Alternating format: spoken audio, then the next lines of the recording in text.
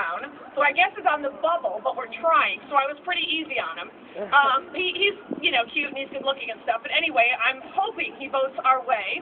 But one of the things we're going to do today that is really fantastic is, you know, I live in California where we don't vote or read or care.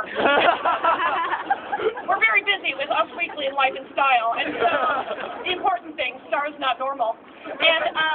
And so, you know, a lot of people admit that they just truly don't know who the representatives are or how to get a hold of them. So Barney Frank told me this great thing, which is he said, the most powerful thing we can do is quite simply write a 2- or 3-page simple email telling your representatives that you won't vote for them again unless they vote for the repeal of Don't Ask, Don't Tell. So the good people at HRC have come up with this really easy way for each of you to find out, you probably know, but I mean those of you who don't, to find out exactly who your representative is, and then you guys can start sending those emails today.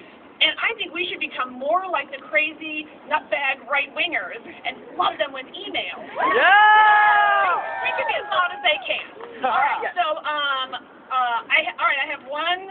Oh, this is kind of sad. All right, I'm going to do the funny thing first. I just came from my first hearing that I've ever been to, and it was the Senate Armed Services Committee. And so I went there, and I was, you know, with some vets who had been kicked out because of Don't Ask, Don't Tell. And then there's this one old general that just, I think he was just making shit up. I really do. He had some story about in the Vietnam War, some young straight guy kept getting sodomized by a commanding officer, but there was no record of it. And I don't know, but it was, he might have been making it up, I'm not sure. Anyway, good for him. But, whatever, he's a good storyteller. But it was very moving to hear from the honorable service people that have been kicked out because of Don't Ask, Don't Tell and how it impacted their lives. And after being, I went to Iraq, but I went to Afghanistan as well, and Uzbekistan and Kuwait and a bunch of other shitholes.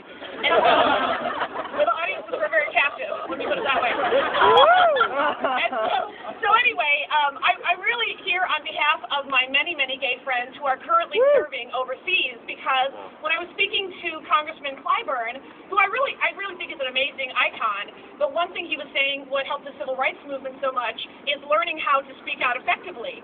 But you know, with this issue, that's how you get your ass fired, is quite simply by speaking out. So the one thing that's been really moving for me is I've been flooded by emails from my pals over there who are gay, and they're very emotional, and they have so many questions that they're having me pass on to these congresspeople and senators. So may I share 2 emails that I got from them? I want to read these because I changed the names because I'm always really paranoid about outing them, and I feel like if a guy just stands next to me, he's like outed. And so anyway, I've changed all the names and the locations and stuff, and I wrote them and I said, for a speech, I really just need your words. So let's just say that the service person who's serving in Afghanistan now is named Joe. Let's just go with Joe. All right, so from Joe's partner of 10 years, he writes this to me. Before Joe deployed to Iraq, we took trips to see both sets of our families.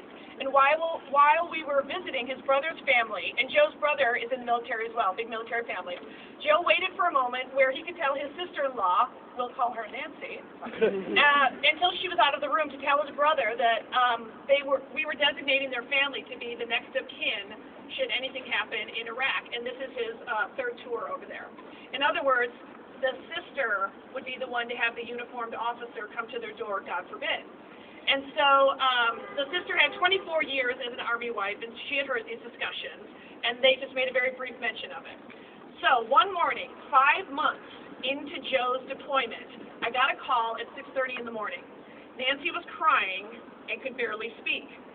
It was probably only 10 or 15 seconds, but it seemed like an eternity to me. I waited for her to compose herself enough to tell me that Joe's aunt had passed away. I know, they laugh about it now, but believe me, they were laughing then. He then says, my knees buckled. Nancy didn't know to lead with the assurance that Joe was fine. It just didn't occur to her. I've never been so angry, distraught, relieved. I don't know what really. And it had nothing to do with Nancy. It wasn't her fault. But I bawled and sobbed the entire commute to work, and I had to compose myself as if nothing had happened. I couldn't even talk to one coworker about it. After Joe's return from our first 6-month separation in 2001, the families of deployed soldiers got together at Fort, actually I don't even want to say what the base is. Anyway, they got together to welcome home the troops. A friend of ours, a gay service member as well, held up the phone so I could at least hear what was happening from our home in San Antonio. The ceremony lasted 2.5 hours. He couldn't even attend. All right, so this is from Joe, and he writes this 2 days ago from Afghanistan. Thank you for this. It truly touches us both. The policy, something that has given us cause to worry about for our very futures, everything to do with our futures, benefits, retirement, salary, everything, for the 10 years we've been together, continues to make us feel like illegitimate citizens, despite our willingness to protect the very government, possibly with our lives, who legitimize this law. We feel it codifies bigotry, and I do mean we. As an Army spouse, Dan shares all the risk, but receives none of the support, not even the right of first notification in the event of my death over here. To be sure, I'm fully comfortable with you mentioning that you have a friend currently serving in Afghanistan on his 3rd deployment who tells you that things have indeed changed for the better, but as long as this law remains on the books, there is not only the fear of being caught and losing everything, but the shame of living counter to what I know are the military's core values of living an ethical and honest life. So that guy's a little more articulate than I am. So it's